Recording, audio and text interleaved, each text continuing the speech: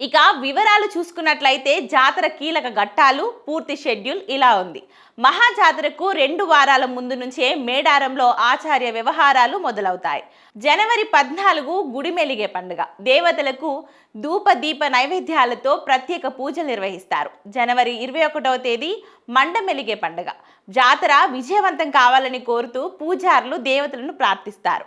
ఈ 2 పండుగలు ముగియడంతోనే మేడారంలో జాతర వాతావరణం పీక్ స్టేజ్కు చేరుకుంటుంది. ఇక వనదేవతలు గద్దెలకు చేరుకునే క్రమం అత్యంత భక్తి శ్రద్ధల మధ్య కొనసాగుతుంది. జనవరి 27 మెహబూబాబాద్ జిల్లా నుండి పగిడిద్దరాచు కన్నెపల్లి నుంచి జంపన్న మేడారానికి ప్రయాణమవుతారు. జనవరి 28వ తేదీ కన్నెపల్లి నుంచి సారలమ్మ, కొండాయి నుంచి గోవిందరాజులు, పునుగొండ్ల నుంచి పగిడిద్దరాజులు గద్దెలపైకి కొలువు తీరుతారు. జనవరి 29వ తేదీ కీలక ఘట్టం. చిలకల గుట్ట నుంచి కుంకుమ భరణి రూపంలో ఉన్న సమ్మక్క దేవతను పూజారులు తీసుకువచ్చి గద్దెపై ప్రతిష్ఠిస్తారు.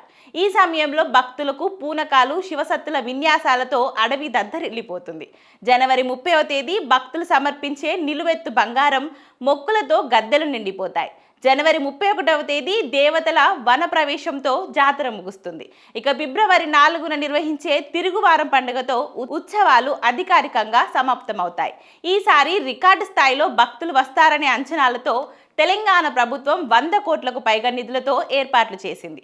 గద్దెల ప్రాంగణంలో భక్తుల రద్దీని తట్టుకునే క్యూ లైన్లను వెడల్పు చేశారు. జంపన్న వాగు వద్ద స్నాన ఘట్టాలను ఆధునీకరించారు. ఆర్టీసీ వేల సంఖ్యలో ప్రత్యేక బస్సులను నడుపుతుంది. అడవిలో తాత్కాలిక వైద్య శిబిరాలు, నిరంతర విద్యుత్ సరఫరా కోసం ప్రత్యేక గ్రిడ్లను ఏర్పాటు చేశారు. ఇక 1,00,000 మంది భక్తులు వచ్చినా ఇబ్బంది కలగకుండా వేల మంది సిబ్బందితో పారిశుద్ధ్య పనులు పర్యవేక్షిస్తున్నారు.